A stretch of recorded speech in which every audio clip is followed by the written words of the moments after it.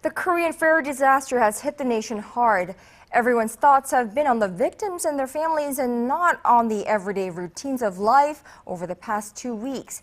Well, this is also having an effect on sales nationwide as Koreans haven't really been spending as much.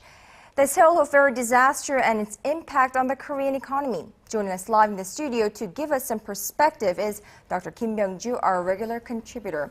Good afternoon to you, Dr. Kim. Good afternoon. Now, the question has been out there for some time. How will the Sewol-ho ferry tragedy affect the Korean economy? Right. And we are already seeing some of the indicators falling, correct? Absolutely, yes. So mostly on the private consumption side, for sure.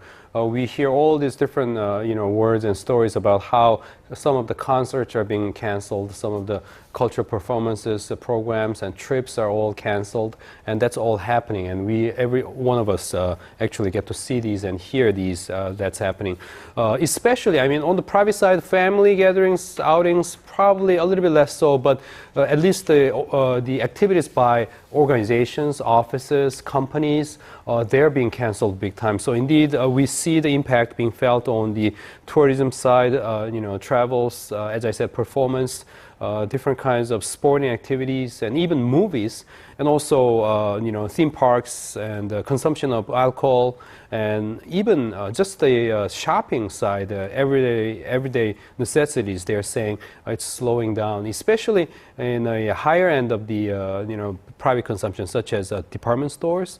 They say their sales are off. Some of the experts have checked the numbers, and during the first week that followed the disaster, they're talking about major department stores in Korea showing like a 1 to 2% drop in their sales as compared to a normal week. And overall economy, the concern is growing because some of the marketing activities and many of the marketing activities and advertisement activities are being canceled or postponed because they just do not want to present this kind of positive, bright, upbeat picture or visuals on TV and so on. So indeed, the impact could be felt even more considerably in the longer term. And for sure, as it has been reported here in Arirang TV before, the credit card uses have been down by about 4% in some of the major credit card companies. So indeed, the concern is out there. Right. I mean, this is, I suppose, is a way for the nation to show that we're all grieving with these families together for this just horrible disaster. But at the same time, economists have been slowly but cautiously raising the idea that people really need to go back to their daily lives, and so that the economy would pick up pace a little bit. Right, indeed. And in terms of the economic cycle, this is not the time that we want to see the economic indicators falling either. Absolutely not, because this is, we are, and I think a lot of people seem to believe that we are on an upswing side that we've been waiting for so long. Let's bring up some numbers here to illustrate that point. Indeed, the quarterly growth here we've been seeing, for instance, the latest one right here, we see it right there, 3.9% growth for the first quarter this year is the highest in 3 years. And as you can see, the upswing is very, very clear. The pace was fastest between second and third quarter last year, but still the upswing itself is indeed happening. And a lot of concerns are out there in terms of like what kind of impact this Sewol-ho the tragedy will have on the second quarter this year after seeing this encouraging sign for the first quarter. So indeed, the timing is really bad. If indeed there is some kind of impact, a lot of people are hoping that this will be minimized. Now, we have to wonder how did past national disasters affect the economy? I mean, Korea has had a few of those in the past. Right. And what do we see from history? Some of the economists have already checked the numbers so far, and what they have found was, for instance, 1995 Sampoong collapse, Sampoong department store collapse. After that, somehow that was the period of time for Korean economy where we have been experiencing rapid growth, and the growth actually indeed continued despite the disaster.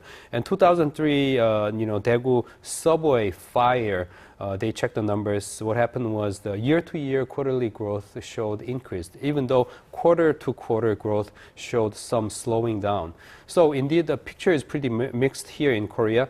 But elsewhere around the world, after 9/11 in the United States, we saw their United States third quarter growth at that time, year 2001, was showing negative growth. So indeed, that's something to keep in mind. And Japanese earthquake back in year 2011, the national economy at that time showed minus 0.8% decrease in terms of their growth. So elsewhere around the world, we've seen some of these negative signs. But then again, we also keep in mind what happened in China and Sichuan earthquake back in 2008 when we saw their growth just continuing on. So consensus is it really all depends, and we don't know what this Sewol-ho tragedy will fall into which category, having impact or not. I think we need more time, but the sense of nervousness because of the time itself is indeed quite significant.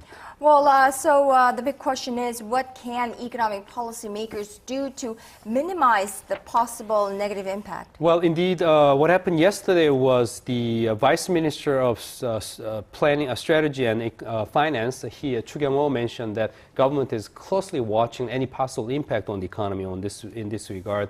And he was saying the government is considering all the possible options to counter if indeed will be some kind of impact. And the governor of central bank on the same day yesterday at the same site, he was talking about the same thing, about the central bank's readiness to use monetary policy to deal with any kind of impact if indeed there will be any.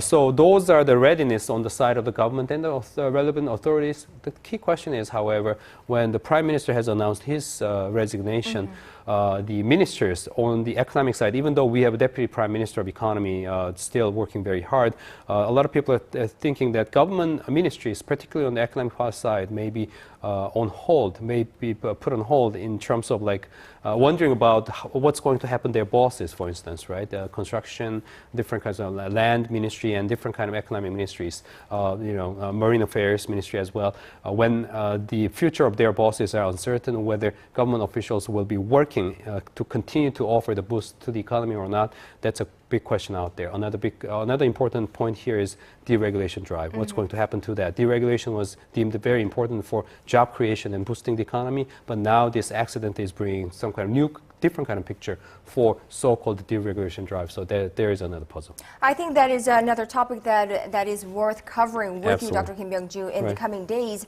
How about the deregulation drive by the Park administration? Because in light of this accident, they are trying to tighten regulation there. So we will have to discuss that issue as well. For sure. All right, Dr. Kim Byoung-joo, thank you so much for today. Thank you.